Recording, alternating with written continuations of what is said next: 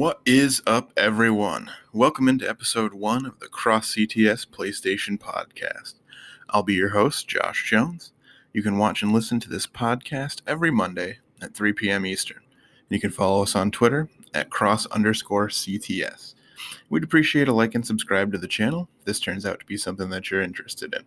Being the first episode, we know that it'll take some time to earn your trust and your support, so we just hope that you give us a chance and maybe you can come back.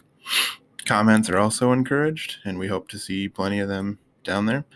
I believe that this creates open dialogue and helps give us feedback on our performance and what we can do to tailor the content more to the audience's interest. We'll start into the news with the bronze trophy topics.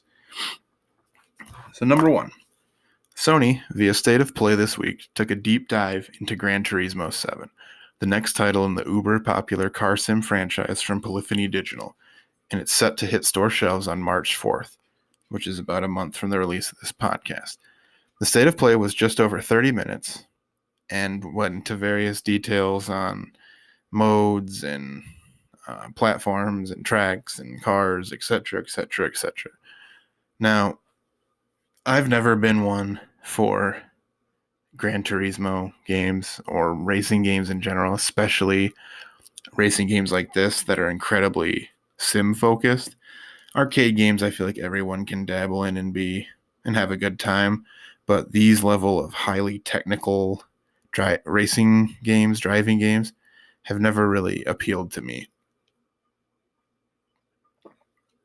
However, this being a giant franchise for Sony, it's important to note on a PlayStation podcast that this State of Play happened and that the game is coming out soon. It'll no doubt be huge. The game looks graphically pleasing, but in terms of like the technical know-how of this game, I'm not someone that can speak confidently on that. And I think if I did, I'd be exposed pretty quickly as someone who has no idea what the hell they're talking about.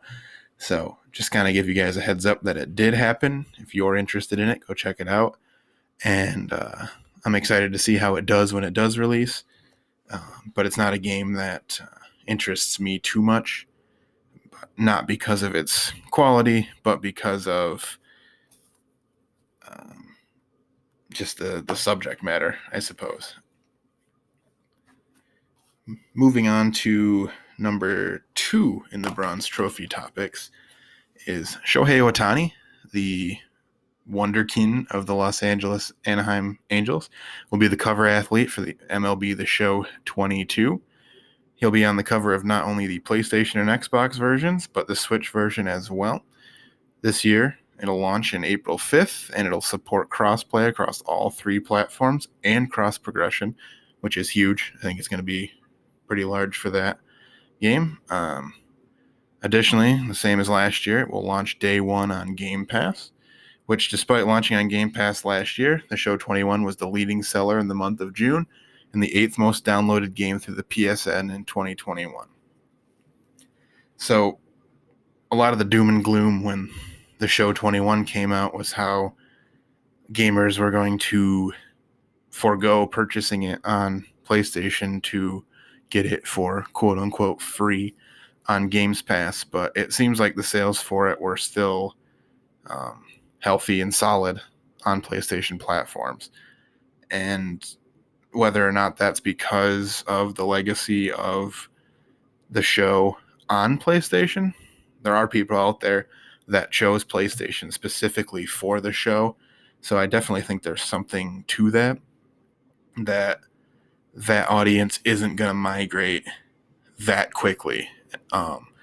They may not be an audience that owns multiple consoles or even plays multiple games.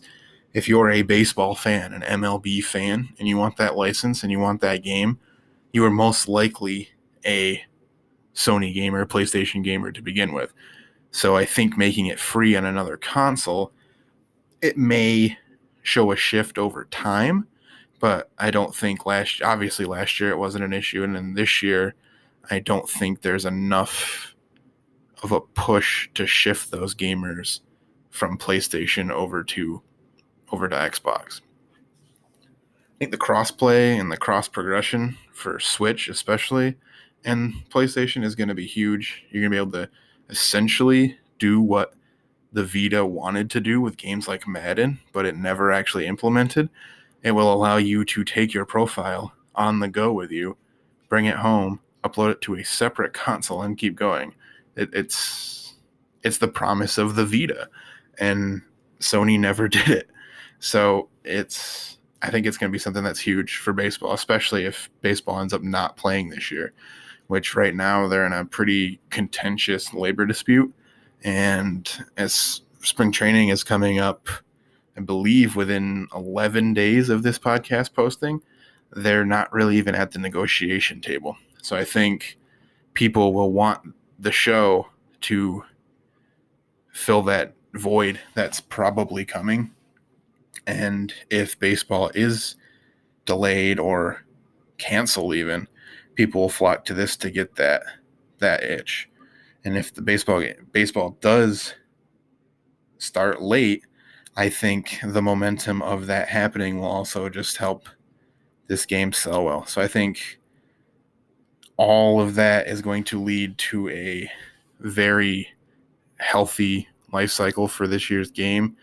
And as long as Sony San Diego keeps putting out a quality product, I think even with its availability on other consoles, at least for this generation, Sony will continue to dominate and be the home for MLB The Show until next generation where things may change. But right now, I think MLB's home is still firmly and securely planted in the PlayStation ecosystem. Number 3 for the Bronze Trophy topics is Yoko Taro, acclaimed director of the Nier and Drakengard series, will see the release of a sequel to his late 2021 underrated card-themed JRPG Voice of Cards, The Isle Dragon Roars, in the form of Voice of Cards, The Forsaken Maiden, on February 17th, a mere 112 days apart. So this one was a weird one. It's such a quick turnaround. It's crazy. You don't see things like this happen. It almost is quick for a DLC in today's day and age. But I think the original Voice of Cards is fantastic. I think you don't see a ton of news out there about this game. And if you stick around to the Platinum Trophy topic, you'll see how much I enjoyed the original. Spoilers, it's on the top 10 list. So to see a sequel so quickly is exciting to me. It's not going to get played right away, though, sadly, with larger titles like Horizon and Elden Ring coming out so close. But it'll definitely be one of those games I get to once the onslaught of large games in the spring is over. It seems like they're going to take this Voice of Cards and build it into a series, obviously. Whether or not it's going to be connected or not, there's one character in specific from the Isle Dragon Roars that's in the Forsaken Maiden trailer. He looks a little different, though. In the original, he has an eye patch. And in the trailer for the sequel, there's no eye patch. So perhaps, despite the games being different, they're linked somehow.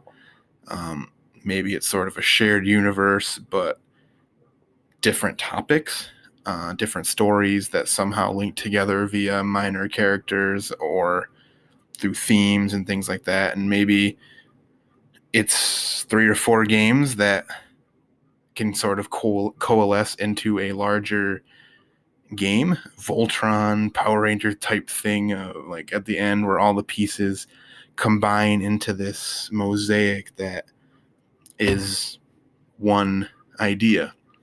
But I think these games on their own stand up. If this one's anything like the first one, it'll be a nice 15 to 20 hour game, which sometimes is fine. I see a lot of discussion about this game on message boards and in YouTube chat where if only this game were longer, it would be great. And sometimes I agree with that, but every game can't be 80 hours. It can't drain your life. So I think these more digestible JRPGs of 15 to 20, even 25 hours are such a breath of fresh air.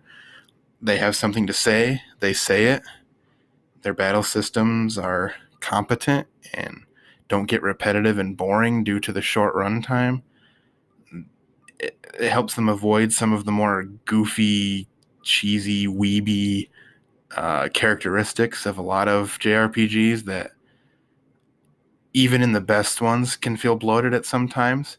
So it's nice when these games are shorter, and seems like anything that Yoko Taro touches is sort of cult magic at this point. And it definitely seems like even in the advertising that Square Enix knows that they have a budding auteur on their hands, if he's not already one via the Nier series. And I think the more they can put his name on things, they're going to.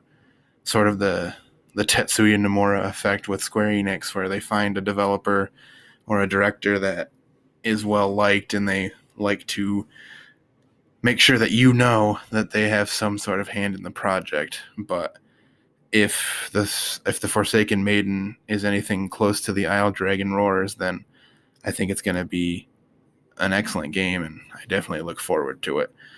Even with the quick turnaround time, the game isn't graphically intensive, and if they keep a similar setup, it'll essentially feel like DLC, but with a different story. So you can look forward to that in just a couple of weeks on February 17th. And we'll move on to number 4 in the Bronze Trophy section. The impressive PS1 style demake of Bloodborne is now available on PC, created by Lilith Walter. It is available for free, and it seems like to be a truly amazing feat. It turns an early section of Bloodborne into something straight out of 1997. However, no word on the actual Bloodborne making its way from PC. Or to PC, I'm sorry. You guys would be all freaking out and already over there if it was actually on PC. So this is just kind of one of those little interesting news stories that seems to come out every year. A lot of the times people are trying to upgrade games. A lot of like N64 style games, people will try to up-res or redo an Unreal. And Nintendo will often shut them down. But it has seemed to be more of a craze over the last few years to do these demake PS1 more blocky polygonal demakes of games. And for someone that is a giant Soulsborne fan, this is super unique. And for PlayStation to allow it to stay up in Sony, that's actually pretty cool. I've watched some playthroughs of it. It's funny. It does translate pretty well. Even with those blocky, gross PS1 graphics, the game just has a certain style about it that's enticing. That gothic horror, Castlevania-esque aesthetic is awesome, and I think Bloodborne is awesome. And I think the PC audience, I think Sony should see the overwhelmingly popular reaction to this and know that that audience is hungry for Bloodborne. Whether or not it actually ever comes, it doesn't seem like it is. It has been a very long time. From Software is busy with Elden Ring. Who knows what they'll do after that, but I doubt they'll come back to port this to PC. And with how rabid that fan base is, having someone other than From touch its DNA to port it seems like you're asking for a lot of trouble. People will nitpick that to death. And I mean, look at Demon's Souls, a game that's not nearly as beloved as the later From Software installments. And despite it looking gorgeous to me, it inherently changes the mood and the atmosphere and the gameplay when you do up-res it like that. So I think if it's done, that Sony will want to work at least in close conjunction with From if they aren't the ones to do it. But I think you definitely need their blessing to to get that done and have it done right to where the fans aren't going to crucify you for it, which the Soulsborne's fans seem to be rather pitchfork ready.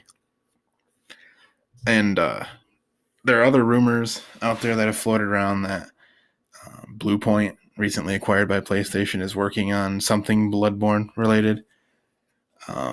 I much for the same reason of the PC port, I find this hard to believe. Bluepoint is great at what they do. They rejuvenated Shadow of the Colossus to be the classic that we all remembered. Because if you go back and play the PS2 version of Shadow of the Colossus, it's not what we remember. Sort of like all old games, but it's very empty. It controls terribly, but the gem is still there. And when Bluepoint redid it to make it feel better and for it to look beautiful, they brought it to a whole nother level, I thought. And it'll always be the version that if I go back to Shadow of the Colossus, it'll be hard for me to ever justify to myself to play the PS2 version, because it's just so superior on PS4. And to their additional bona fides on the Demon Souls remake, I mean, that game still might be the most beautiful game on PS5. And it's different from Ratchet. I think Ratchet is its own thing, and so is Kenna. They're more animated visuals, but in terms of, I guess, realistic, as realistic as dragons and everything is, I think Demon Souls is one of the best looking games. But they're still only working on a framework. So I think that Bluepoint was purchased to do remakes. But some quotes and some analysts indicate that they are working on something unique. But I don't think it will be Bloodborne related.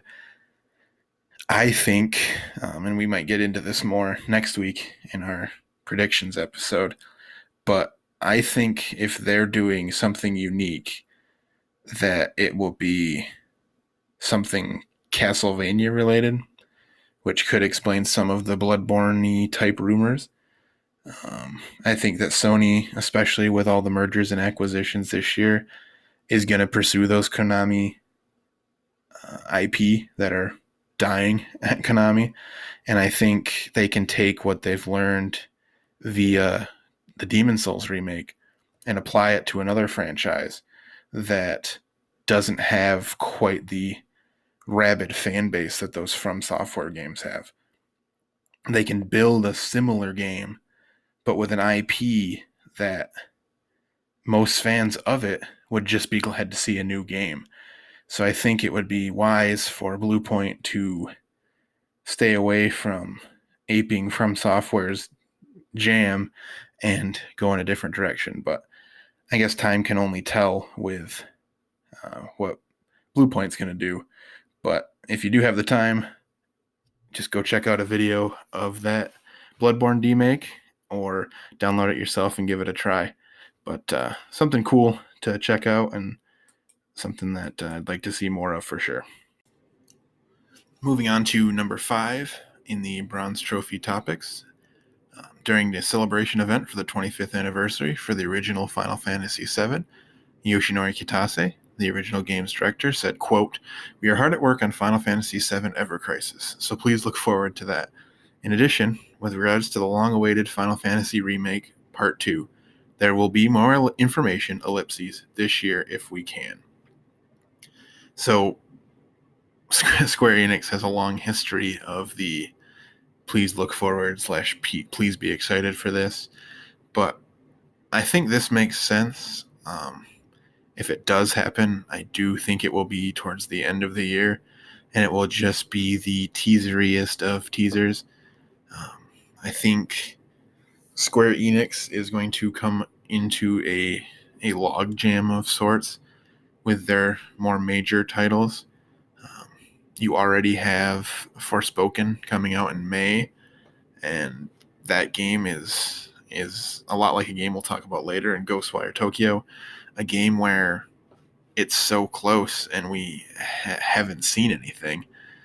The only thing they show are these big open, what looks to be empty areas where you're parkouring around. It looks fun, but the story seems corny and stiff. A lot of the hands-on previews that were published a few weeks ago were pretty negative towards the game. So they're going to be marketing that game until May. And then, of course, we have the confirmation that in spring or early in the year, we'll be getting Final Fantasy 16 marketing start to kick up. I see no universe in which that game is out before next year in March of 2023 at the absolute earliest. You also have Stranger in Paradise, Final Fantasy Origins in March. And so that marketing campaign is going to be huge for 16 because of the fervent excitement for that game. I'm super excited. Someone that's not big into Final Fantasy 14, but I respect what they've done with that game, and the team, part of that team that's on that, is on 16, and it's a more traditional knights and dragoon type game, and I think Square Enix is going to want to go heavy into that. So I don't think we see much of anything other than a teaser until that game is out, which puts Final Fantasy VII Remake Part 2 a long ways out. You'll also have Kingdom Hearts Anniversary this year from Square, where some signs seem to point to them announcing whether, I doubt it'll be Kingdom Hearts 4. It'll probably be Kingdom Hearts USB 42/6 or whatever interstitial game they come out with. I love Kingdom Hearts, by the way, but their naming structure is horrendous. But if they have something from that, they're going to need to market that. So I think they're going to sort of tease the remake at the end of this year, part 2 at least, and then it's going to disappear for a while.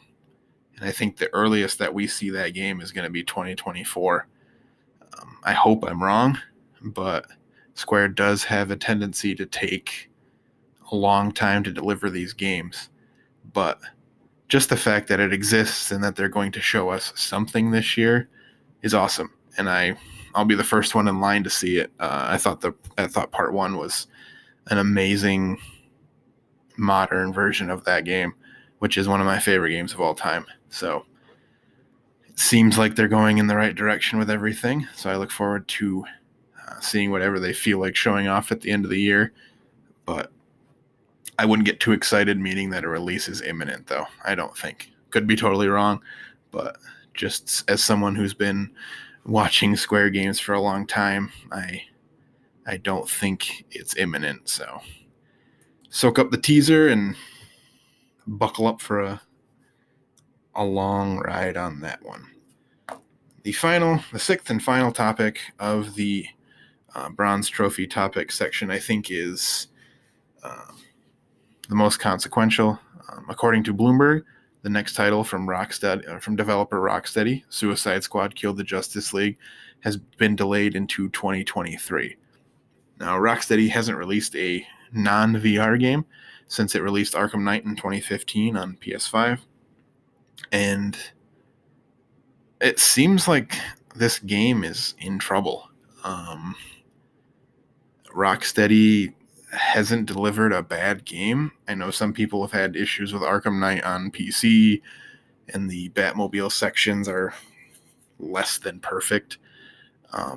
But their games are usually good, and they're usually, especially with Asylum and City, are phenomenal. So why has it been 8 years? What is taking so long on this game? I feel like the Suicide Squad is an IP that DC is trying to force down our throats. They had that awful movie a few years ago, and the apparently slightly more acceptable version, I believe it was last year. But this game just seems like it's so far away from the DNA of those Batman games. It's a 4-player team-based third-person shooter set in the Arkham universe, sort of, I guess, maybe not. I don't know. Maybe I'm just negative on it because it doesn't appeal to me. I mean, the game looks graphically pleasing. The gameplay looks fluid enough. It just doesn't, I don't know. It sort of gives me weird vibes. And it also taking this long clearly to me means that there's been some issues in development.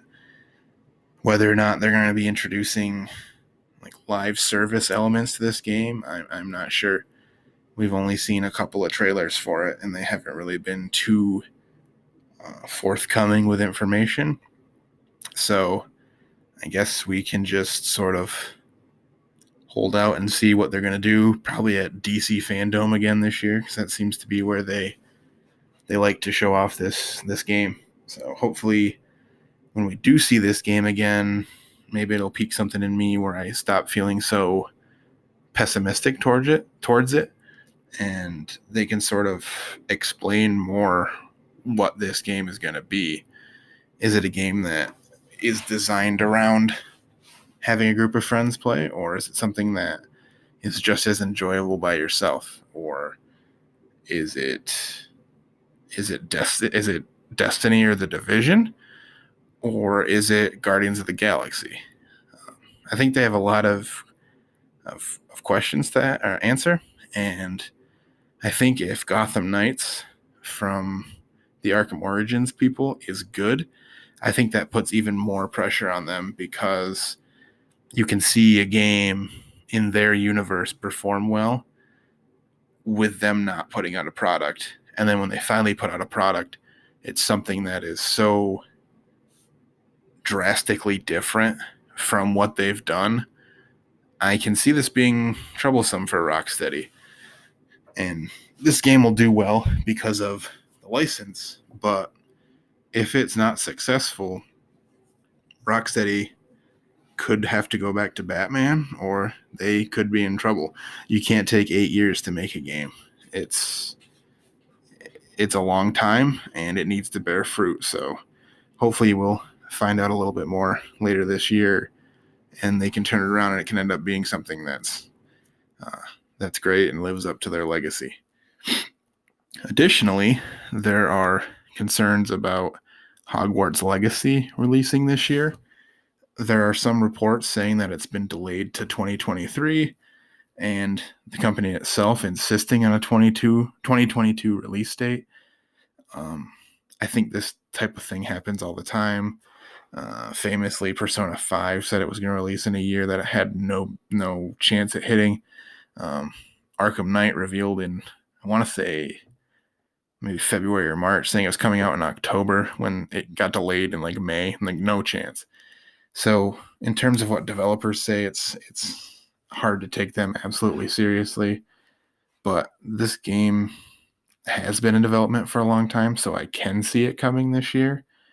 But with the state of what J.K. Rowling is amongst the populace, and the backlash to the developer, whether that was right or wrong, that's irrelevant, but there was undeniably reaction that caused I'm sure it caused a reckoning of some sorts in that studio, and undoubtedly slowed production. So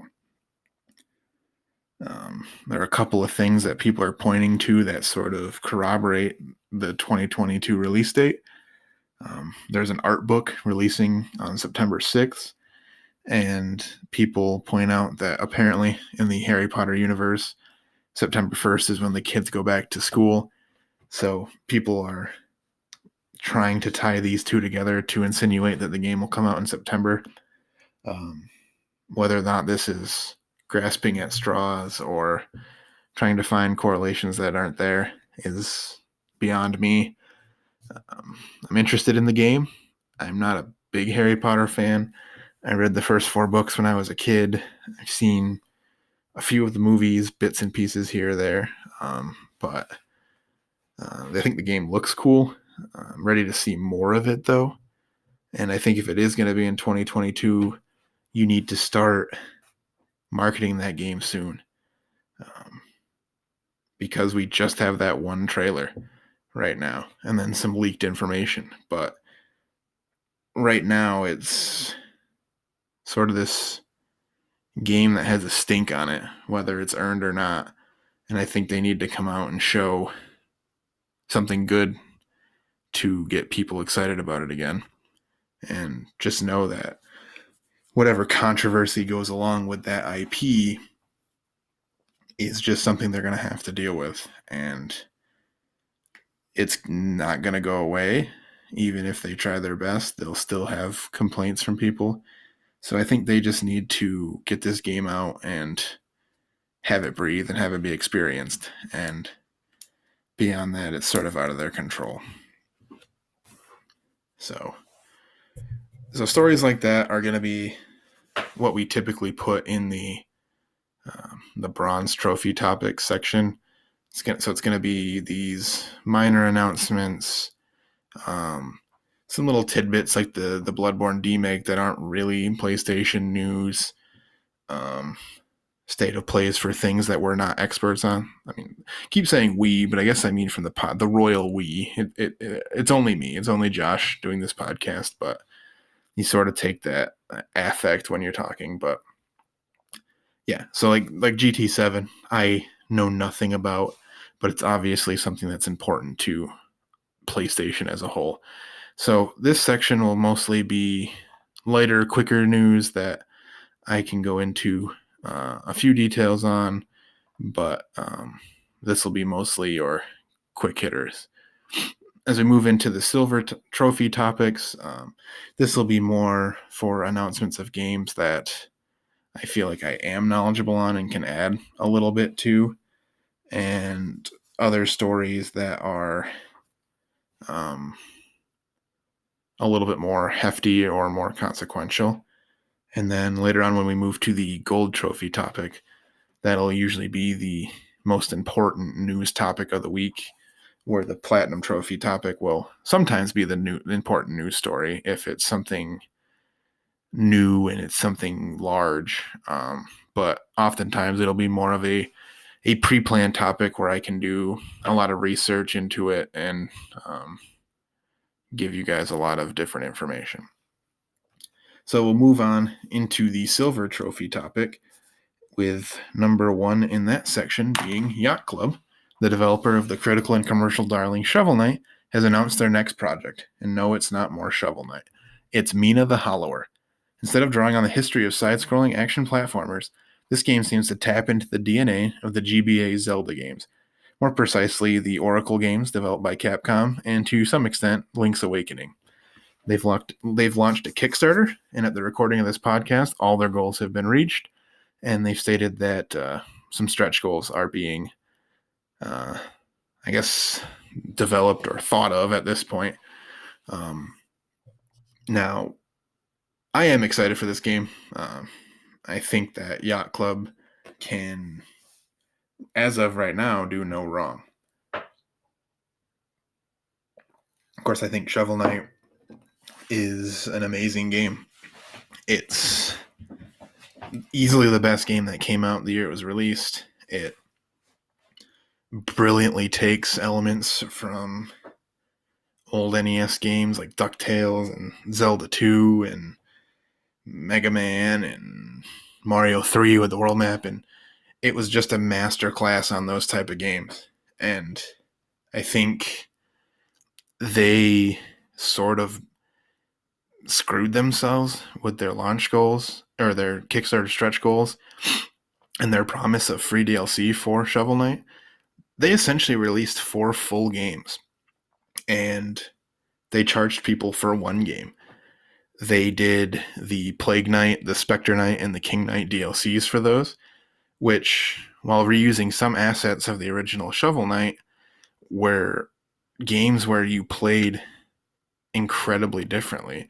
You had the potion propulsion type trajectory jumping of Plague Knight. You had the angular, quick, slidey gameplay of Spectre Knight, and then you had the dashy, brute force gameplay of King Knight. And there's no need for them to not charge for those or to make a Shovel Knight sequel. So I think they kind of burnt themselves out on the franchise. And it does worry me that we may not see another Shovel Knight game. I think with them switching to Mina, that if they put similar stretch goals for their Kickstarter, we may see a similar thing to what happened to Shovel Knight, where they get pigeonholed into working on this game for so long that it seems all consuming, and then we'll fall in love with Mina and they'll do something else, and it'll be a never-ending cycle. But off of Shovel Knight for a little bit, I think Mina does look awesome. It very much looks just like a Game Boy Color game or Game Boy Advance game, and while it's not as appealing to me, those Zelda-style games are as a side-scrolling platformer. It looks cool, and I think that Yacht Club is one of those developers that have just earned my undying support until they prove me wrong. Because I think everything they've done and how they communicate with their audience is fantastic, and I think a lot of developers can learn from them in the indie scene, especially where communication should be king. Now I know some people have a problem with them kickstarting the game, and I can see where that comes from. They certainly have enough money to fund this game themselves. Shovel Knight's huge. It has an amiibo. It's on every platform. It has so much DLC. It's a phenomena. It blew up. So, but they are a small studio, and it seems like this is just a way for them to sort of cover their own ass.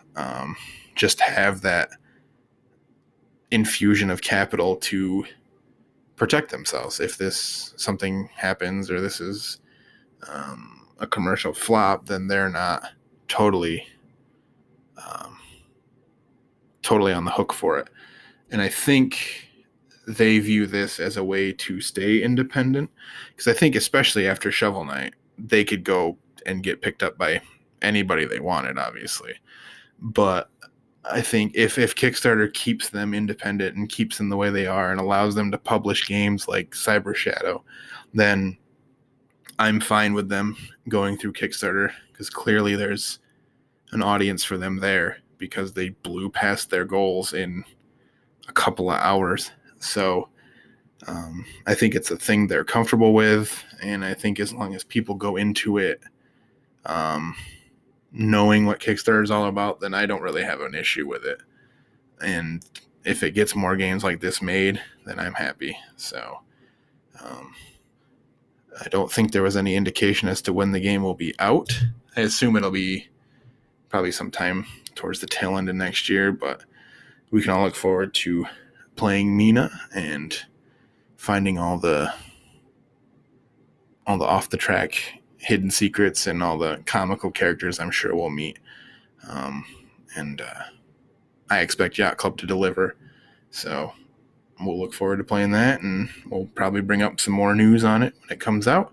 But definitely a game to keep on everyone's radar. Okay, number 2 is, following its Q3 fiscal earnings report, Sony has shipped 17.3 million PlayStation 5s. The units shipped in 2022 Q3 were lower than the same quarter in the previous year. Sony, the ongoing pandemic and the subsequent lack of supply has caused Sony to lower their sales expectations in 22 following these reports. A quote from the meeting stated, quote, "Sales are expected to be lower than the October forecast due to an expected decrease in PlayStation 5 unit sales, primarily due to the shortages in the supply of components, especially semiconductors." Now, for anybody trying to buy a PS5 for the last year, you know it's like being in hell. you're stuck in queues, you're stuck in carts that don't work, you're stuck in Twitter profiles or reset era message boards, just trying to get a PS5. Now, I think they're a little easier to get now. I'm not saying that you obviously can't walk into a store and pick one up. But I think if you're persistent and you really want one, that it can be done. It is still very difficult. Of course, you have scalpers and things like that, but it's never good that you have to already cut your forecast. Now, in a normal year or stretch of years, it would signal like a bad omen for PlayStation and Sony, but obviously the world is still suffering the never-ending consequences of a global pandemic. It's not just Sony that can't get these semiconductors. Car sales are being gutted by it, computer parts. Even the Xbox is experiencing the same lack of materials. And I don't know when it's going to get better. I think PS5 is going to be forever damaged by its inability to get the materials needed to build these units, because as soon as they're built, they're sold. So anybody that says that they wouldn't sell them if they had them is wrong, because I don't know what the number would be if they could produce as many as they needed, but it would certainly be a hell of a lot higher than 17.3 million. And I think they just need to wait it out, and I don't see it getting any better anytime soon, especially with with production of PSVR 2 inevitably starting, even if it hasn't started already. If that plans to release this year, then that manufacturing capability is factored in to the chips and the technology that the units inevitably share. So I think they just need to grin and bear it, like a lot of companies are. They're all competing for the same tech, and there just isn't any there. Excuse me. And once the supply is available, I think you'll see that the sales will continue to rise. But it's just unfortunate for them that and everybody that the pandemic happened. Obviously, nobody's happy that it happened, but we're going to be feeling its effects for years to come. And this is just a very direct example of it. Just anecdotally, I was in our local Target not too long ago, and there's a hefty supply of the Xbox Series S in stores. I've seen them in my Best Buys. I come from a very small town in far upstate New York, so we're not known for having a super large sum of anything, really. They're not flooding our stores with product. So I find it weird that they're available. I think that to some extent, with its availability and all the positive PR that Xbox and Microsoft have been getting lately, that it may not be a large blow to Sony, but I think subconsciously people seeing it on the shelves will pick it up eventually, knowing all the positive things they've heard about Game Pass, and if they've heard that incorrectly that Microsoft has Call of Duty as an exclusive already. There are so many things playing in Microsoft's favor right now that I think them being able to put out a console, whether it's their top end or not, is damaging to Sony in the long run. I think Sony needs to try to play a balancing act where I think that's why you see so much support for PS4 and PS5 cross-generational games like Horizon and God of War, even at the end of this year or maybe early next year, are going to be PS4, PS5 games to cover for their inability to make the console. And I think that people that have made the transition to PS5 are frustrated by that. And it's just them trying to satiate both worlds. Because I think there are people out there that get incredibly frustrated trying to get a PS5. And eventually they'll reach a point where if they go into their local Target or their Walmart or GameStop or whatever, and there are Series X consoles there, it's a problem for Sony. And I think they just need to do everything they can to produce as many as they can and try to weather this storm just like everybody else. But I don't think it's reason to be doom and gloom. It's just a sad fact of the state of global economics during a pandemic. But we'll keep you posted on their sales data throughout the year, as well as notable software sales when they do release them from the first party. We'll go over NPD when it's pertinent and things like that. But I think these fiscal details are important because they sort of help us shape the overall, the overall tenor of the industry, and it can help us see why things are the way they are. It's not because Sony doesn't want to produce these consoles, it's that they physically cannot. So we'll definitely have more fiscal ramifications and discussion in the future. But we'll move on to the third and final topic of the Silver Trophy topics. And that has to pertain to Ghostwire Tokyo. The new game from Tango Works is releasing on March 25th, and it finally received a much-needed deep dive via a nearly 20-minute official showcase posted to the PlayStation official YouTube page. Troubled development, with the original director leaving, and long periods of no new information have created an air of skepticism as to the quality of this game. The trailer looked appealing, and so did the associated information on the official showcase, but the overwhelming signs of this point to it being less than stellar.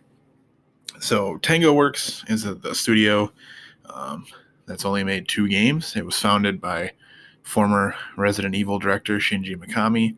They put out the original Evil Within, which was essentially an RE4 clone.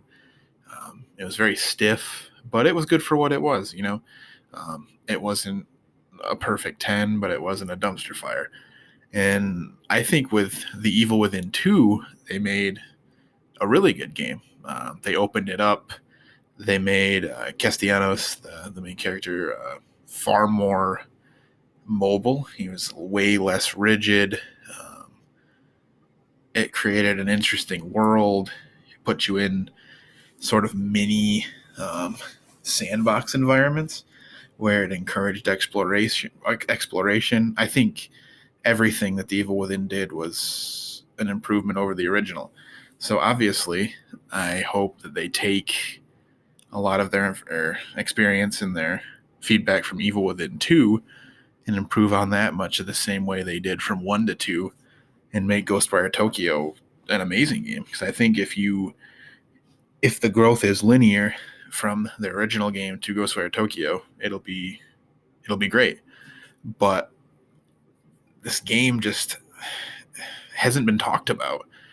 I mean, we just got our first deep dive, an actual real dose of gameplay, and the game comes out in 5 weeks. It doesn't bode well for a game to be hidden this long, especially one with such drastic issues as losing a director. But the showcase they had, I did skim through a little bit of it because I'm already going to buy the game. The premise is interesting. I like the developer, so I'm willing to give it a chance. I did see some bow and arrow gameplay, some stealth gameplay.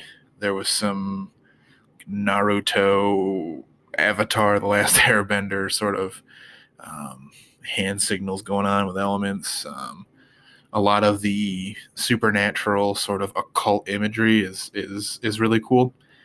I just can't help but shake that there's something wrong with this game. I hope I'm wrong.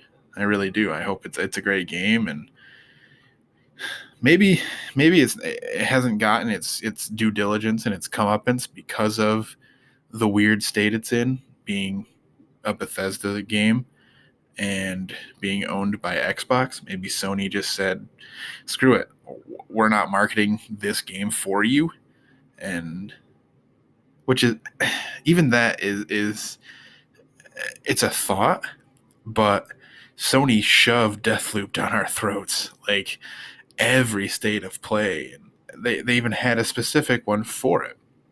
So I guess maybe Arcane and Tango Works are on different levels, but even that nugget of that trying to be the explainer, it just doesn't seem like it. It just seems that maybe Sony and PlayStation know that this is a 6 or a 7 out of 10 game and just get it out and be done with it. And then they're not this weird sort of legacy relationship they have with Bethesda games is over. And Xbox, in terms of the release date, obviously wants this game to come out as soon as possible, so the year of exclusivity on PlayStation can be done and they can pop it on Games Pass.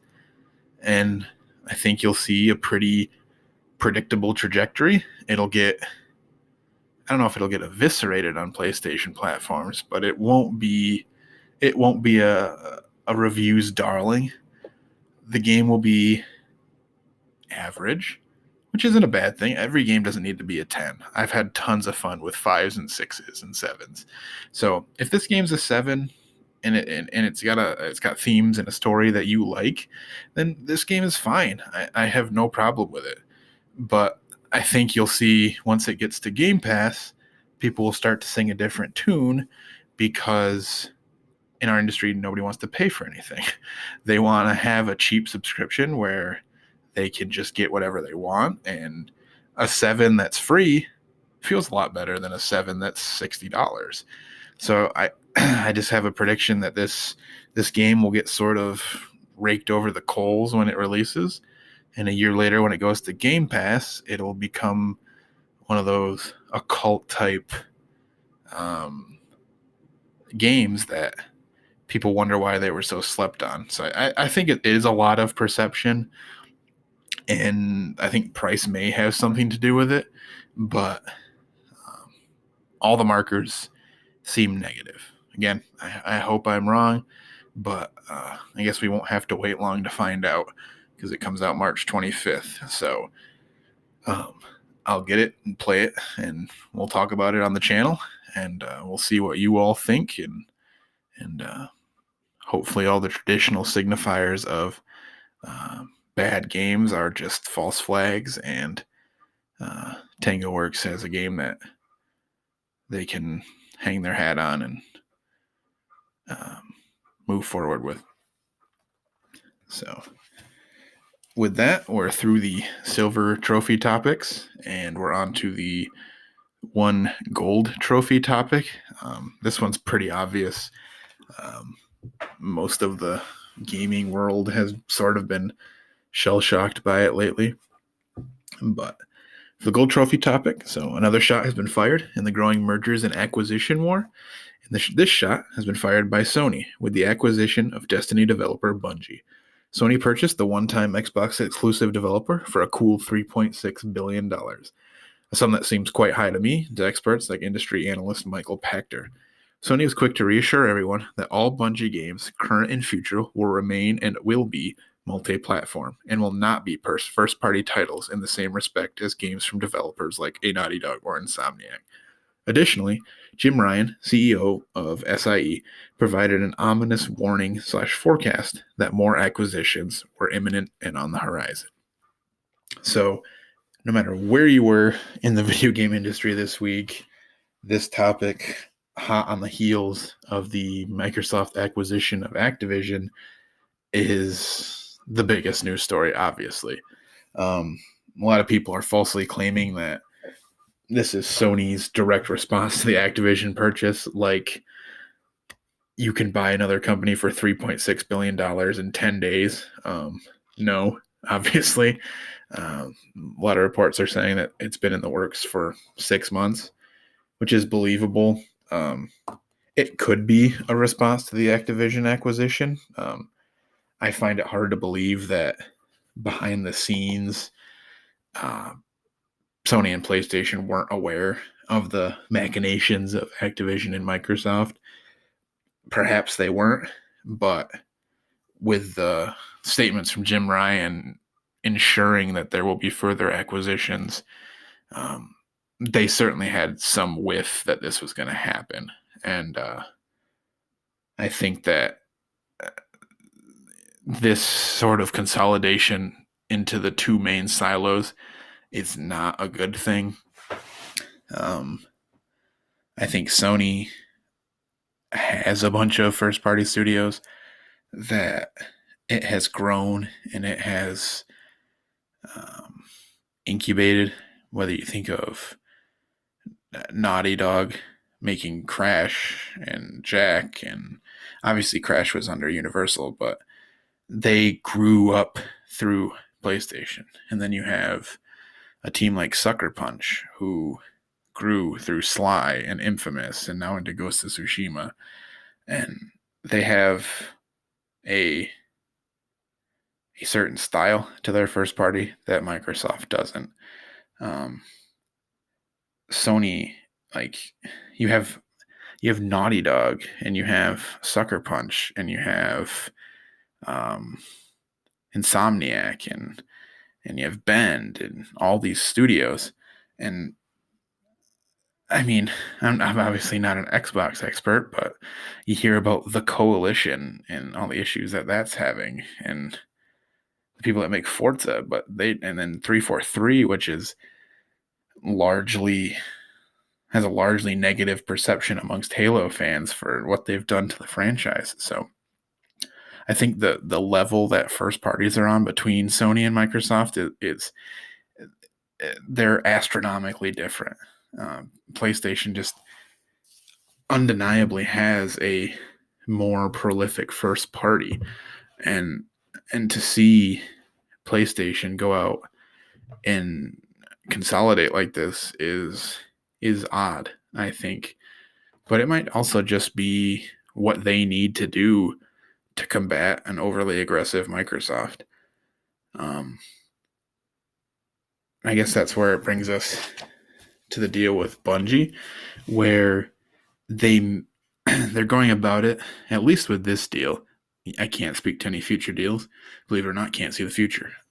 But I think this deal and what they're saying and what the reports are saying speak to their approach on how they can still keep some of that DNA, at least through this deal. There may be deals if they buy like Square Enix or they buy Capcom where they're just gobbling up companies to gobble up companies. But I think the main thing that you see from this Bungie acquisition is that they're going to use them to sort of bolster a need in their lineup. They're going to use them to develop 10 live service games going forward. So I think with the live service format being really popularized over the last 5 to 6 years, where you have games like Destiny and The Division and Rainbow Six Siege, and I mean, Avengers is a mess, but that's a game that tried to cash in on the live service thing. And Sony right now lacks multiplayer games and even elements in their games. I mean, they've sort of evolved into the third-person action story game genre, and they've neglected a lot of different genres. I mean, with Killzone essentially put to bed and Resistance out in the meadow somewhere with a bullet in its head. They don't have a shooter, really.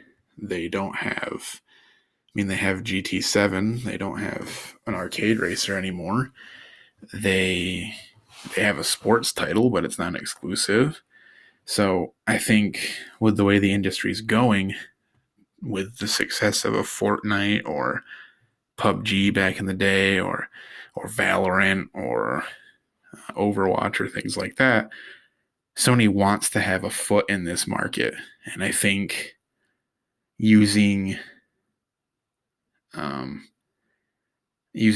Bungie to help some of their newly acquired shooter studios to help build these live service games is smart. And I think it sort of sticks to the credo of building a team through the system, where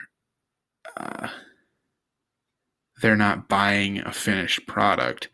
They're buying talent, or they have talent on new teams, and they'll use Bungie to guide them to or at least their knowledge, to guide them to a successful product in the space. Because with the launch of the original Destiny and Destiny 2, the we're in totally different states than they are now.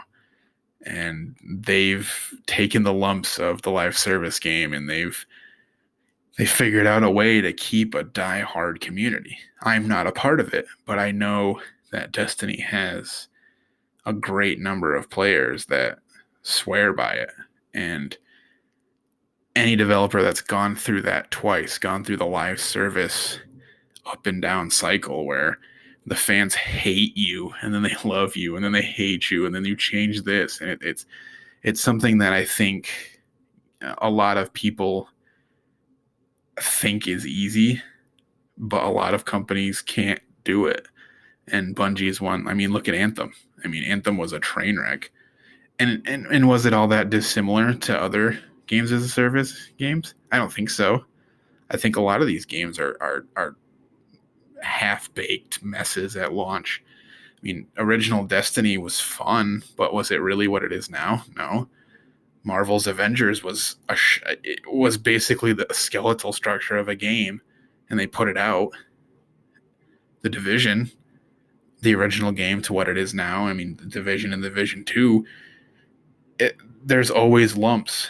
So if Sony can use Bungie to sort of season their teams to make these products better at launch and to deal with some of the backlash that will inevitably come, I think it's a good idea. And then I think the other main reason that they purchased Bungie has nothing to do with PlayStation. I think it's the cross-media implications of the Destiny franchise and of any other franchises that Bungie is able to create. We see it a lot with Sony right now, that they're pushing cross-media development. You have the Uncharted movie coming out soon. You have the Last of Us show on HBO. You have reports of a Twisted Metal movie or TV show in development. Ghost of Tsushima, live action stuff going down. So I think Sony Pictures wants access to that lore in that world, because Destiny has, by all accounts, again, not from personal experience, but from people that talk about it, has a very rich and deep lore that is appealing. So I think Sony sees it from that aspect, because, again, Sony isn't just making PlayStation acquisitions. They have other businesses, and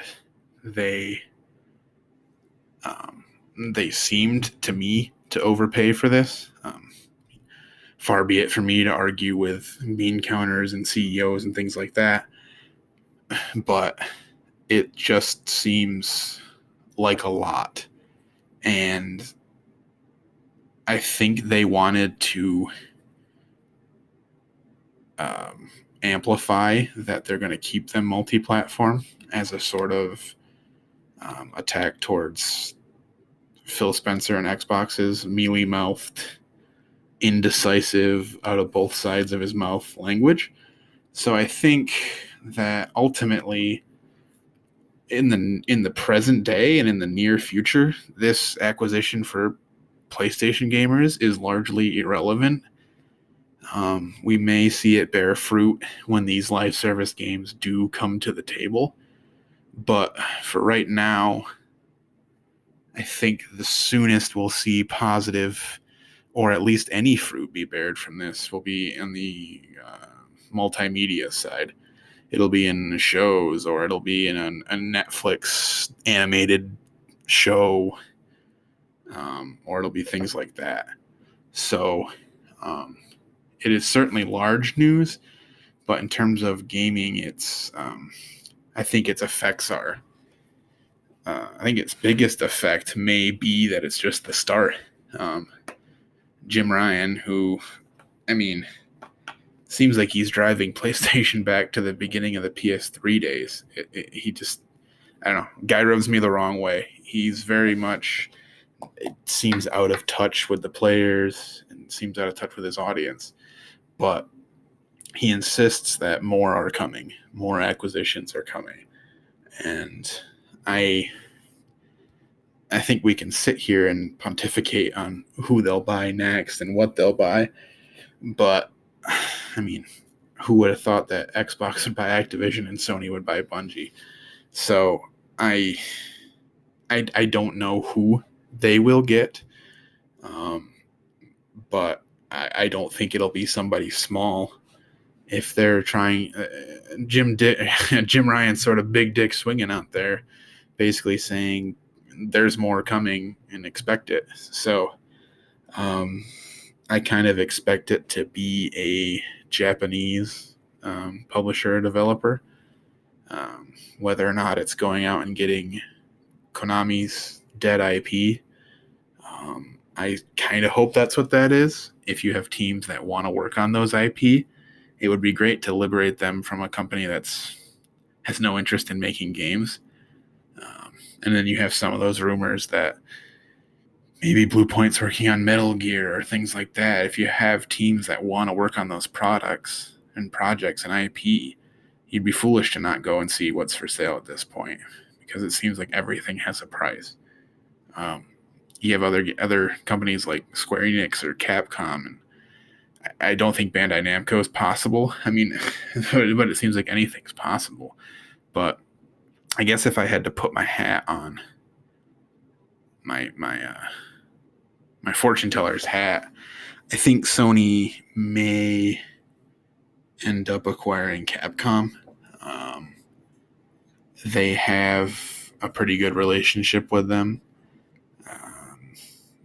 Resident Evil is very cozy with PlayStation. They launched Resident Evil 7 on the PSVR 1. I wouldn't be surprised if they're doing something with the PSVR 2. The Street Fighter 5 was exclusive to the console, to PS4. So I guess if I had to put a guess on paper to predict it, I guess that would be the next move. I wish they wouldn't do any of it, but sadly, I think it's the world that, in the year that we're going to be living in, that. But I guess if they buy these places and make them and buy these companies and then leave their products multi-platform, you're being egalitarian, while it seems like Xbox is being, I mean, I hate to say selfish because it sounds like I'm being fanboyish, but Xbox is very much, it's hard to read what they mean, because they're trying to appear good while being able to keep plausible deniability. It's a lot like Bethesda and Starfield, and it's like, you're not paying all this money to not reap its benefits. So it's going to be an interesting time this year in the industry. I think we'll go several weeks and we'll get new acquisitions and mergers and things like that. And by the time this year's out, the gaming landscape will be in pieces. It'll be entirely different. And I think the one the one thing that will remain constant is that Nintendo will be Nintendo. They came out and basically made the statement that they want people with Nintendo DNA. They don't want to be going out making acquisitions and mergers and things like that. So Nintendo is always going to Nintendo, but Sony and PlayStation and then Xbox are going to be largely different entities by the end of the year. And I just hope that we don't see the negative outcomes of consolidation and we get products that these people want to make and that they have the freedom to make, and that they're available to as many gamers as possible. I think that would be the best of all worlds if these are bought and then the financial ramifications are important to the companies, but the games can still be made available to the widest number of people. But I think with the perniciousness of Game Pass, and whatever Spartacus is going to be for PlayStation, I don't know if it's a world that the two companies can play nice like that. And I think we will see games being siloed off onto certain platforms even more so than they are now. So it'll definitely be an interesting time, and we'll try to cover every single one and every implication right here on the Cross CTS podcast. And we'll just wait with bated breath to see what money Jim Ryan throws around next to build to the ever-growing list of studios at Sony. So that's all for the news today. So that's going to be a general flow of the news. We'll build in what I deem importance from topic to topic. Do a nice little deep dive on our gold trophy topic, and in the future, if you guys have questions, obviously on a day like today, in a week like this, most of the topic questions would be about the Bungie acquisition. So moving forward, if there are comments or questions, I'll try to incorporate those into the news segments, as I love to answer questions and have that dialogue be open, but they can also make me think in new directions and draw me to different conclusions and things like that. So if you guys have any thoughts or anything on topics or flow, just let me know down in the comments. I'm open to anything at this point. Being my first episode, I think this is a good flow and a good progression through the podcast, but ultimately, you guys are just as important, if not more important, than I am in this process. And I want to design a product that's something that you guys want to listen to and that you guys are engaged in enough to care, to comment and ask questions and things like that. So we do have one more section. It'll be the Platinum Trophy section, and this will sort of be our big topic of the show. And today we're going to go over my top 10 games of 2021 on PlayStation platforms. A little late. I realize it's the beginning of February, but I feel doing this topic for the first episode is a good way for any listeners to sort of see if they vibe with my opinions on games. You can kind of see where I come from, and they're all little truncated reviews, so you can kind of see how I think about games and how I would rank last year's best offerings. So sit tight. We'll start from number 10 and we'll go to number 1. At number 10 is Neo, The World Ends With You. Now, my history with the original The World Ends With You is pretty recent. I didn't play it until it came to the Nintendo Switch, and that game's version, especially on the TV, was a bit of a mess.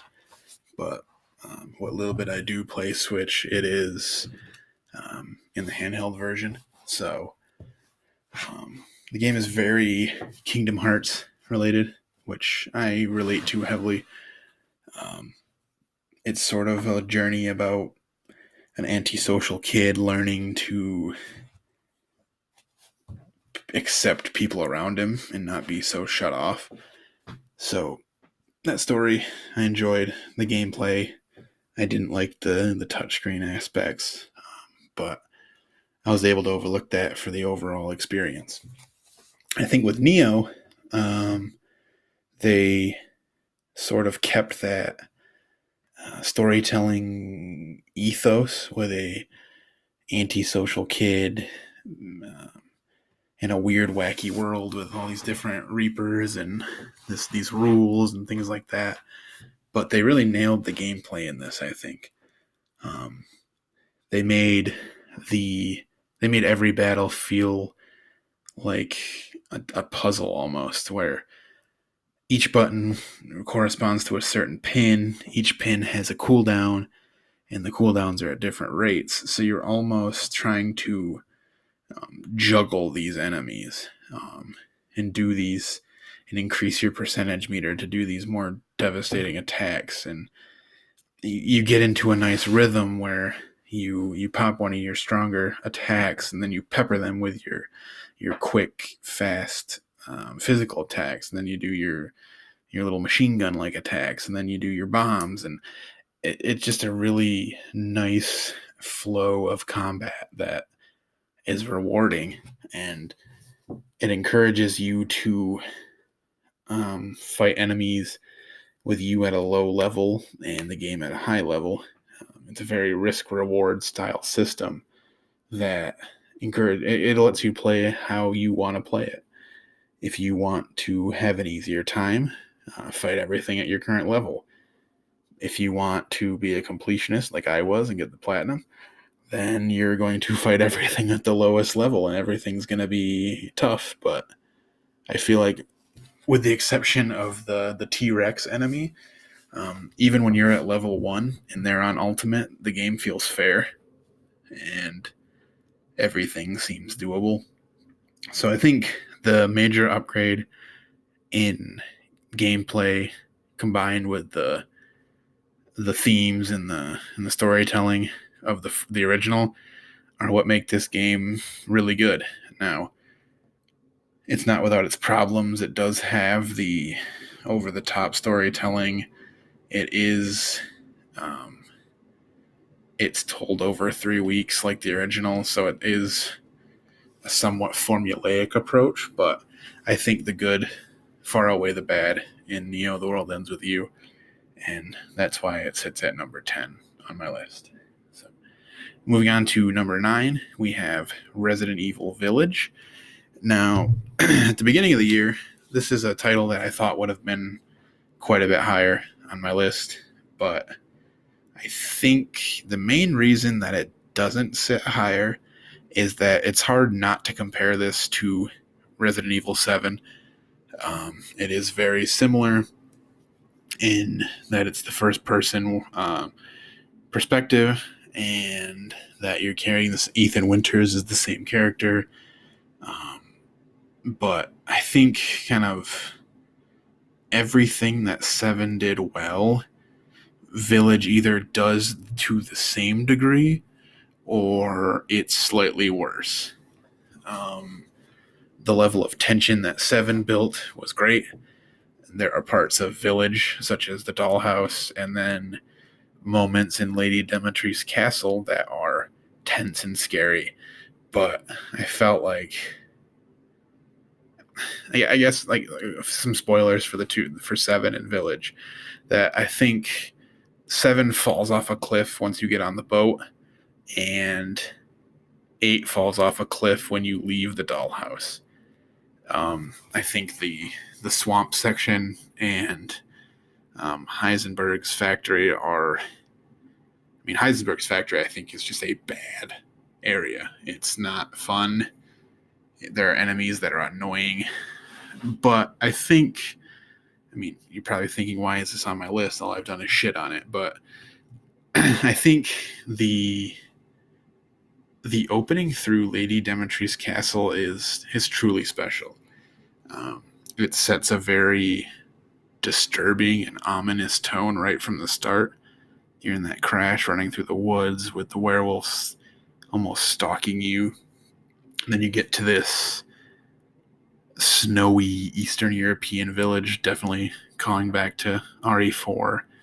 And the werewolves seem far more formidable than the mold in 7 or normal zombies in the rest of the series. And it's like, I guess if it could be the first 5 hours for the entire game, it'd probably be in my top 3, because it was excellent. I couldn't believe it, that sitting and playing it, that it was better than 7 and for a while. And then unfortunately it just does kind of fall off a cliff, but it just has me conflicted. I enjoyed my time with it. I guess my expectations were just a little too high. But it does check all the boxes it needs to be a good game. It just, with its predecessor being a great game as well, it's hard to put it in the upper echelon of my top 10, knowing that it has a version of it basically that's better. Not to say that it's a bad game. Obviously, it's on my list, so I think it's good. It just has a lot of baggage that prevents it from being closer to the top of the list. So, number 8, we move on to Double Fine's Psychonauts 2. My history with the original Psychonauts is murky, I guess you could say. I believe I played it at a time when my gaming was in a lull. When I was younger, with my brother and one cousin specifically, my young cousin seemed to have a ton of games. He introduced me to Wild Arms and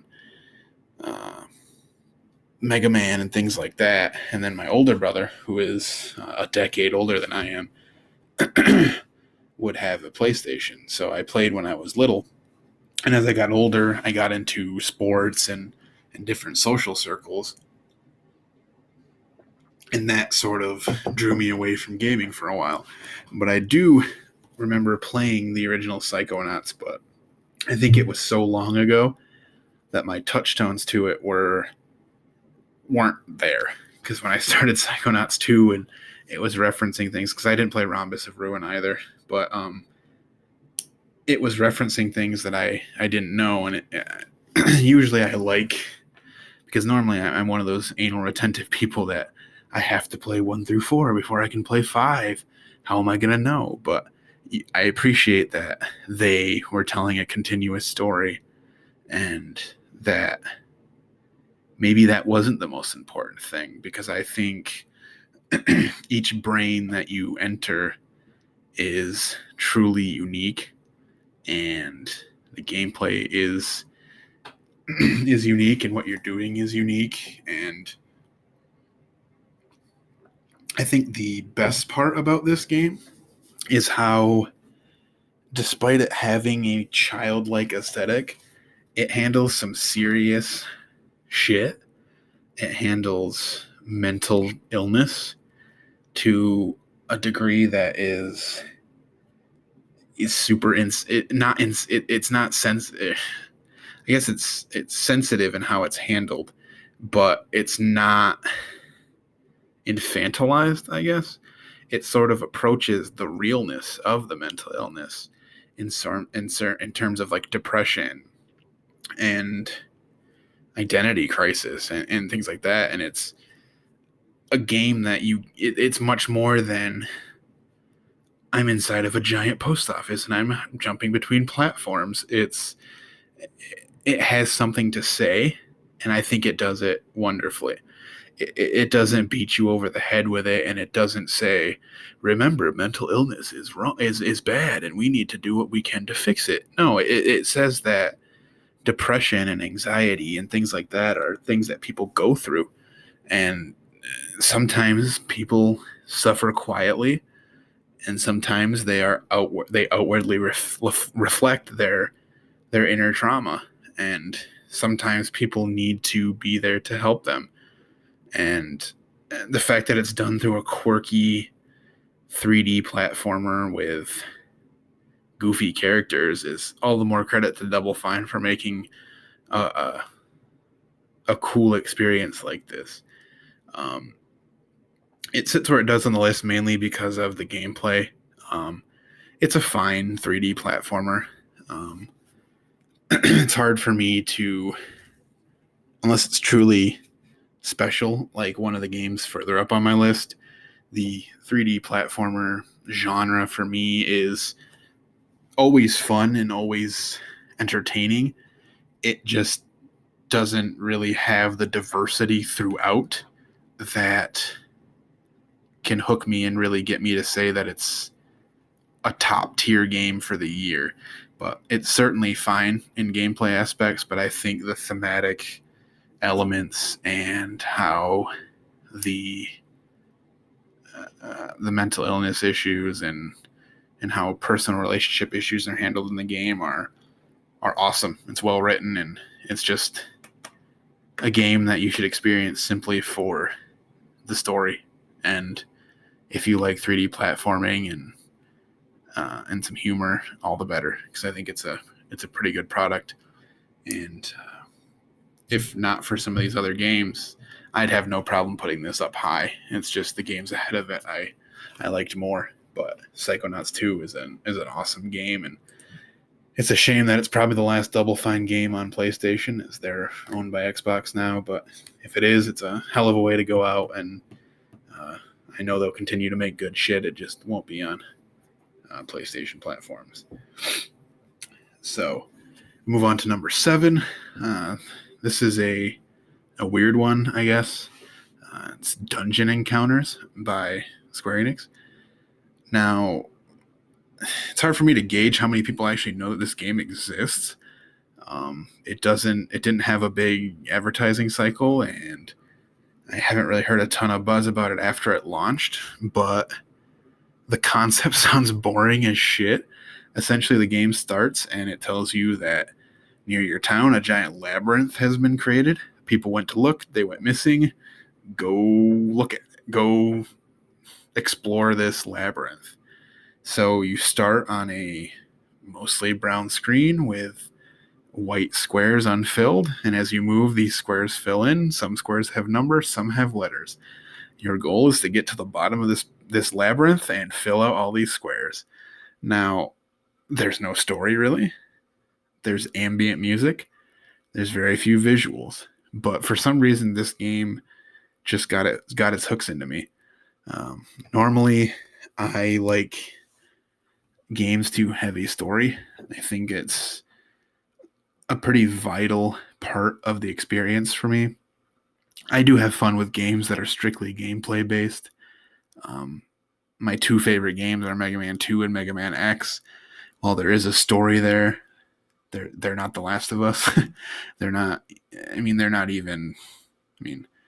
Mega Man vs. Dr. Wily and vs. Sigma, rinse and repeat for the whole series. It's cool, but it's not emotionally evocative or anything like that, and it doesn't really offer emotional payoff. But sometimes the gameplay is just so good that I don't care that there's no story. And this is one of those games. The exploration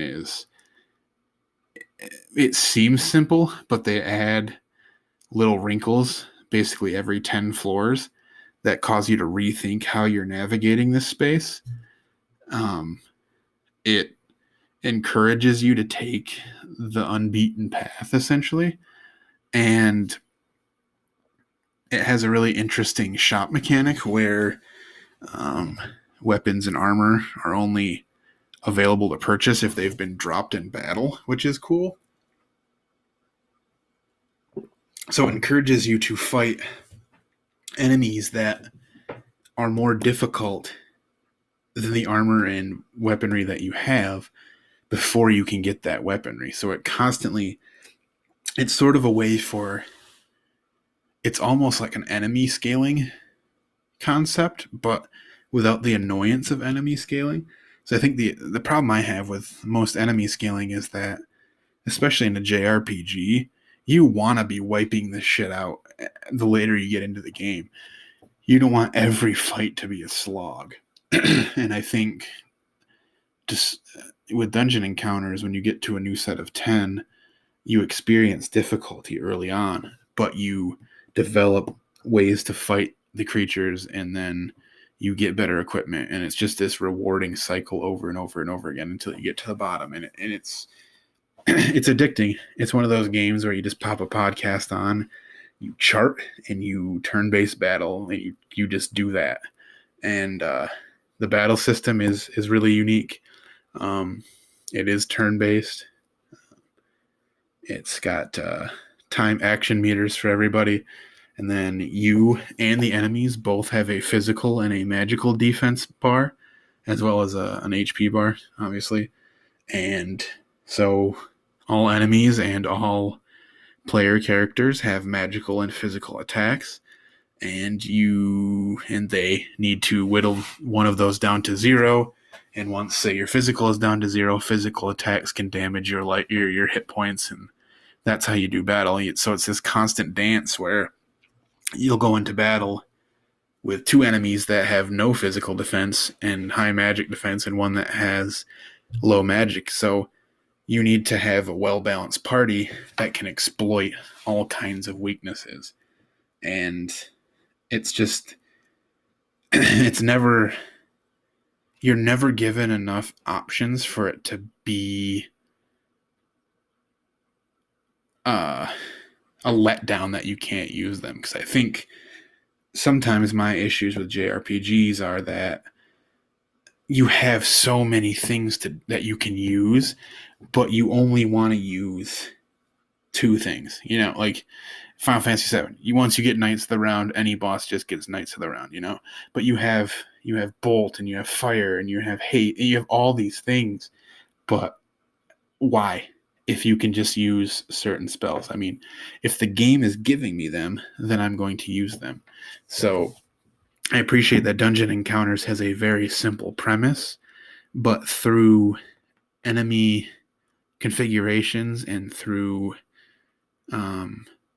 its limitations in its armor and its weaponry, it creates a challenge that's never frustrating, but it's always rewarding. And I think more games like this that are just strict focuses on the mechanics could be successful. I think you could do a game like this with tactical RPGs, and I think you'd get the same effect. But if you're someone that really likes meticulous shit and loves turn-based battle, this game's right up your alley. And I don't know if this franchise has a future, but I mean, every year you could just build another one, and I would play it and dig into some more of these meaty battles. And the good thing is it's not like a 60, 70 hour romp. I think I played it pretty consistently, and it was probably a 20-hour game. And that was, again, platinuming. I think every one of these games on this list I have platinumed, so that kind of speaks to their how much I like them, that I'm willing to sit through some of the mental and emotional trauma of platinuming games sometimes. So, but yeah, I think a lot of people probably haven't checked this game out, and if what I've been saying about it is something that you find interesting, go ahead and give it a look, and let me know what you think of it in the comments, because I think this one and then number 6, the next one, are going to be some of the lesser played games on this list, and I really think that's a shame, because I think they're both really good games, and they should be experienced by more people. So moving on to that number 6, it was one I referenced earlier, and it's the Voice of Cards, The Isle Dragon Roars. Now, super excited about the sequel coming out in like 12 days, or I guess 10 days as of the release of this podcast. But I think this is just an incredibly unique game. If you don't know what this game is, everything is on cards. So the world map, the dungeons, the characters, the items, the equipment, it's all on cards. And that's the gimmick of the game, I suppose. And it's played like you're making decisions in a D&D or a tabletop RPG game. You have a game master who's the only voice you hear, and to his credit, doesn't get annoying over time. He's funny. He's informative. He inflects really well. It's just he never in a game like that, and with how much talking that he does, you'd expect him to be grating after time. But I think throughout he has his own little personality, and I think it works well. But I just think the aesthetic of this game is awesome. The story is, while fairly bare bones, has some darker elements, which you'd expect from a Yoko Taro game. But again, I think it's fun turn-based action, and it has basically little vignette-like stories in each town you go to, and none of them really miss. They all seem to be, they're engaging, if not simple. I mean, the game can be beaten in probably 15 hours if you're not going for the platinum. But it's emotional, and it sort of makes you question morality in a way with some of the situations that people find them in. And it's just a unique experience. If you're into JRPGs and turn-based combat, then it's something that you need to check out, because it's hard to do it words or do a justification with words. It's just a cool idea, and I'm excited to see what they do with it in the future. I hope it doesn't get played out, because I think unique ideas can often become gimmicks or cliches, and that's the thing. The card aspect of this game doesn't feel like a gimmick. You almost ignore the fact that everything is cards after a while, because you're into the story. The game master is so entertaining that it sort of avoids becoming shtick, I guess. And again, I know I feel like probably thinking, oh man, he loves every game, but I just think that every game on this list could be number one, if not for the other games on it. So yeah, I think this game should be given a look, or probably you can look at the sequel that's coming out, but it's not such a long game that it's overwhelming. And that's another thing that I appreciate about it. It doesn't waste your time, and it keeps you, it constantly motivates you to do the next thing. And it's a nice, tight little experience that I'm excited that we're getting more of. So then moving on to number 5, it's not a game that originally released in 2021, but it did come to PlayStation platforms in 2021, and that is Hades. I know I'm probably going to be tarred and feathered out of ever doing a podcast again for ranking this at 5, but it's Hades. Everybody knows that this game is special.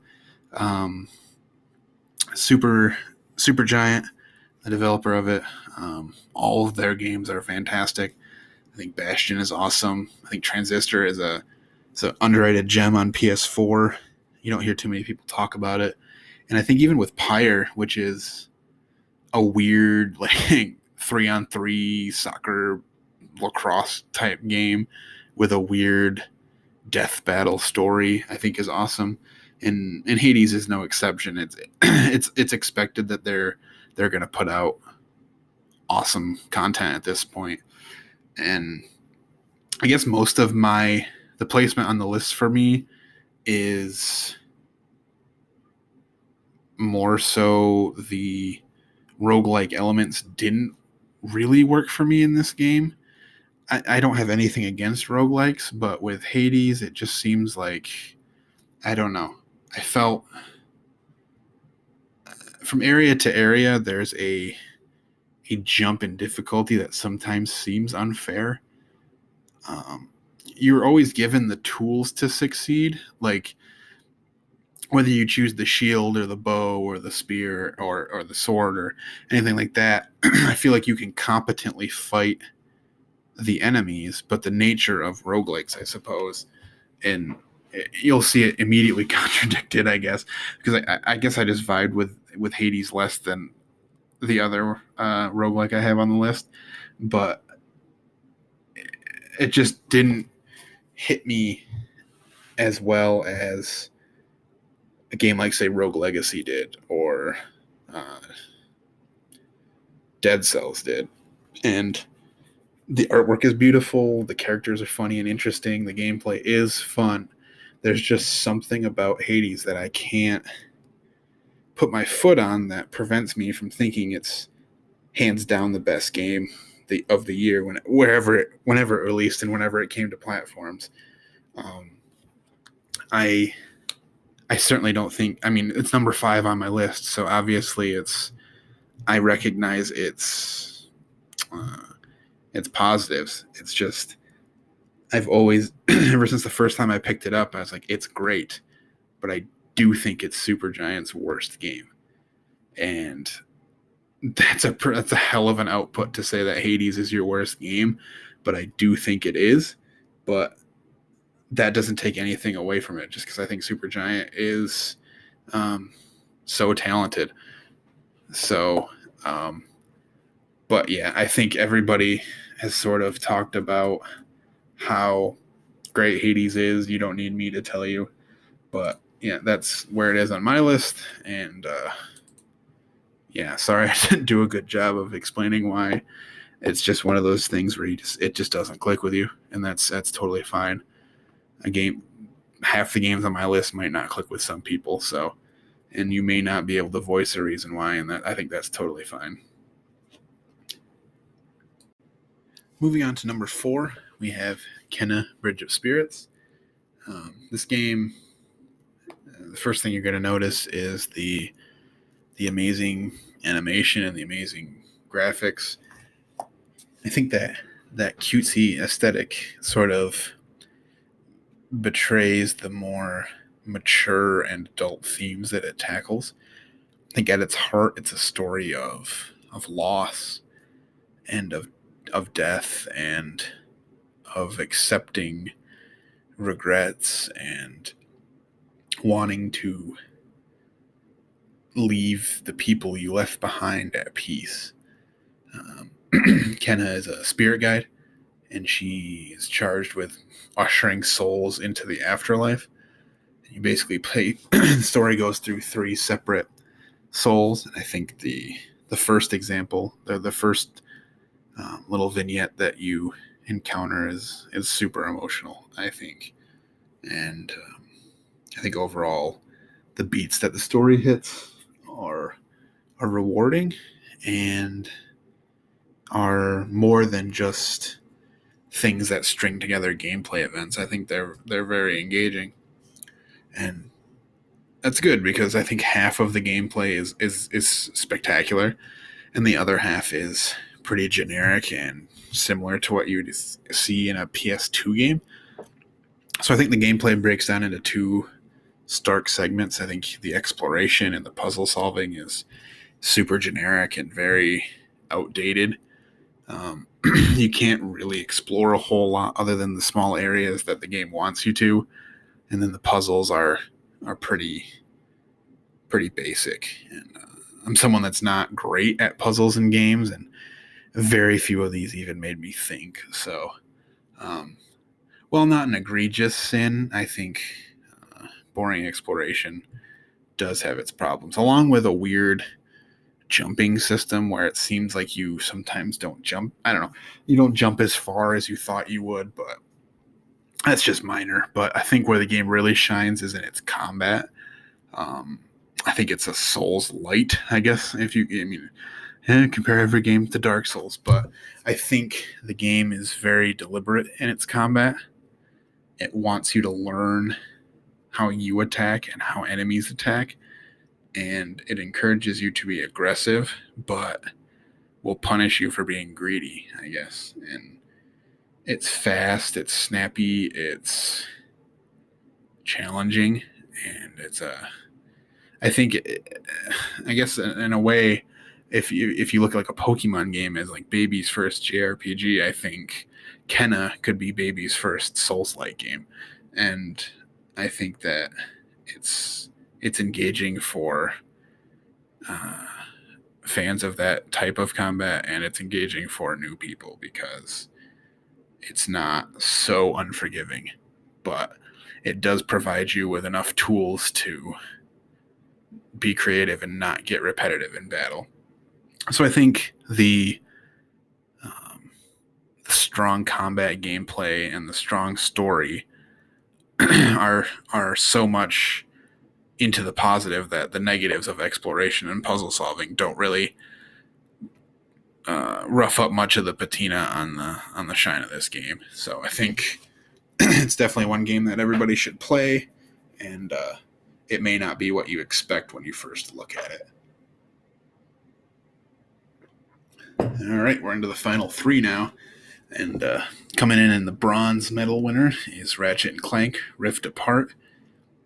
This will probably be one of the shorter entries that I talk about because it's Ratchet and Clank. You know, it looks beautiful.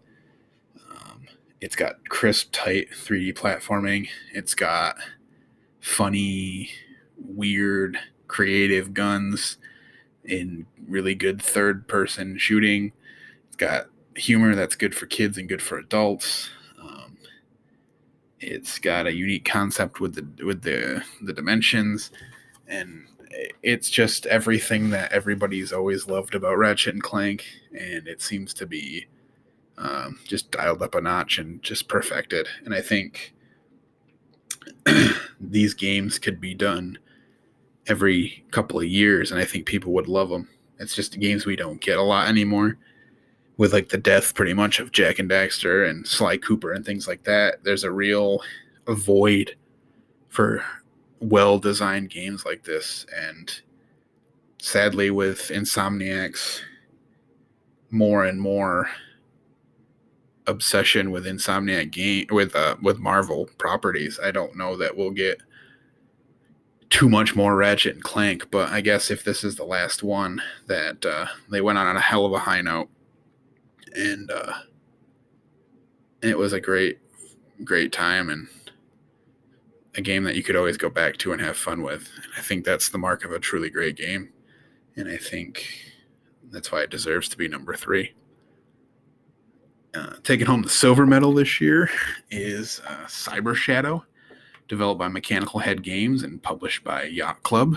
And much like what I talked about Shovel Knight earlier in the episode, I think holds true for Cyber Shadow as well.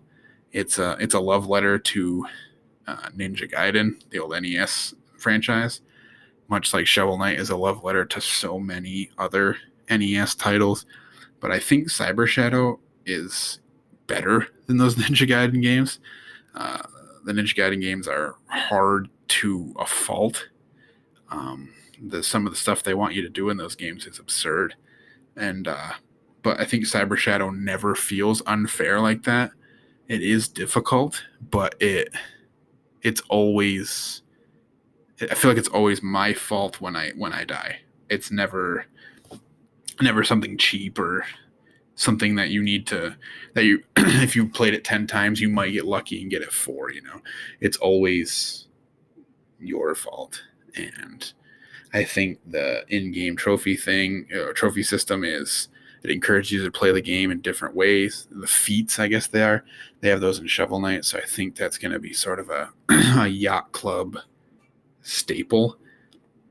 So I think that just the tightness of the gameplay and the style of gameplay, like action platformers, are my favorite games, I think. So I think all of that combined, it's just a really, really good game. It's a perfect modern Ninja Gaiden 2D side scroller game. And I look forward to whatever Mechanical Head does next. And hopefully it's something in the similar to this, because I think this game is special. I think more people need to play it and not be discouraged by the difficulty, because it is super rewarding. And if you give it a shot, I think you'll like it. So. And we move on to first place. But before we do that, we'll just recap everything. So at 10, we have Neo, The World Ends With You. 9, Resident Evil Village. Number 8, Psychonauts 2. Number 7 is Dungeon Encounters. Number 6, Voice of Cards, The Isle Dragon Roars. Number 5 was Hades. Number 4 is Kenna, Bridge of Spirits. Number 3 is Ratchet and Clank Rift Apart. Number 2 is Cyber Shadow. And then number 1 from Housemarque Games is Returnal. Now, I guess with just some background with Housemarque, I loved Resogun. I thought Dead Nation was okay. I thought Alien Nation was okay. I think the Stardust games are fun. But I think this is their best game by far. And maybe it just speaks to me because it's in a third-person environment. But this game just has a hold on you when you're playing it. It's so fluid. It's it's like an arcade game, but in a third-person shooter.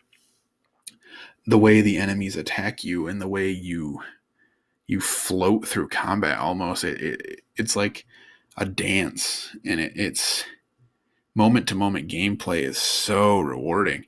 You everything in Returnal challenges you to take a risk.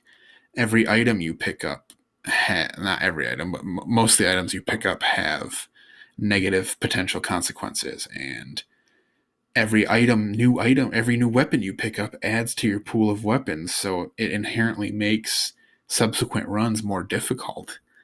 And some rooms that have good loot are enemy rooms that you have to clear out more difficult enemies to get. So you have to sit and think, is the risk worth the reward that may not even be good? And I think that the narrative structure and the cyclical nature of the game enforces that gameplay mechanic. It wants you to know that you're coming back regardless, so why not take the risk? It sort of, through its gameplay and through its narrative and through its very roguelike nature, it wants you to take the risk. And sometimes it screws you, and sometimes you get runs where you get weapons that you hate.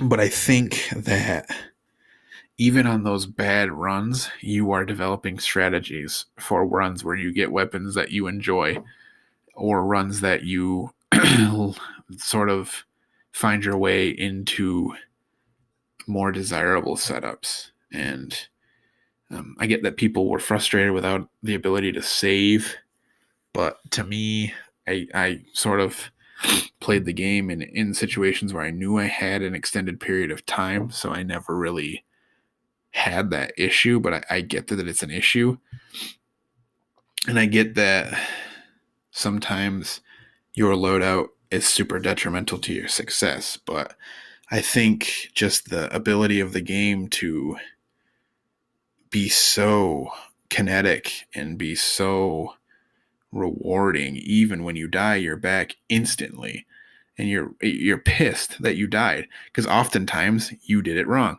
You fucked up. You were fighting an enemy the wrong way, or sometimes it's cheap, where an exploding golem came up behind you and blew you up and you died. But that moment of frustration is quickly wiped away when you're right back to the start, and you're either in that little valley where the ship crashed, or you're on the ship and you need to get out. But it's so fast that it's it encourages you to do another run and another run and another run, and it's so addicting. And I think Housemarque really nailed it. And despite some little nitpicks by other people, I don't really have much of a negative to say about this game. The narrative is told in piecemeal fashion, but I think if you take the time to go through it and finish all the biomes and collect all the journals and everything, you get a really cool occult sci-fi story that is rewarding, and you have a character in Celine that's not a typical video game main character, and it's I guess I'm gushing at this point, but I think Returnal was something truly special, and unfortunately the $70 price tag hurt it, I think, and I don't know that it had a super huge audience, but I'd like to see them maybe do some DLC for it, or maybe do a single player game without the roguelike elements, or just do something, just do a sequel or something like that would be awesome. But I think it was easily the best game I played last year. And yeah, that's why it's number one. Now, these are all just my opinion, and I'm sure y'all have yours, and I'm sure I'm an idiot in some of your minds, and some of your minds. I mean, I'm not too wrong off base or whatever, but just know that how you rank games isn't definitive and it isn't objective. How we all enjoy games is entirely subjective, and games I love you can think are terrible, and vice versa. So feel free to criticize my list, but I guess don't be a dick about it, I guess. And because you put your list and then we can have a discussion. Because, I mean, you could put Fortnite at number one and I wouldn't think you're stupid for it. You know, it may not be my cup of tea, but I totally understand that some games are for me and some aren't. And I'm open for respectful and constructive feedback and conversation. So there you go. That's all there is to the first ever episode of the Cross CTS PlayStation podcast. Hopefully someone, maybe a few people, have made it through to the end and found somewhat of the content and the information entertaining. That's all I strive to do with this podcast. I view it as a creative outlet, and if it connects with even a couple of people, that'd be pretty cool, you know? And I like that I can voice my opinion on PlayStation, even if it goes out into the void and no one ever hears it. It's a way for me to talk about something I enjoy and do it in a challenging and creative fashion. So I hope that you'll join me again next week for the second episode, where the Platinum Trophy topic will be my predictions for PlayStation in 2022. So if that interests you, we'll see you back here next Monday at 3 p.m. Eastern. And don't forget to follow us on Twitter at cross_CTS, and to like and subscribe to the podcast. And have a good day. Be good to yourself and each other. See you next time. Bye.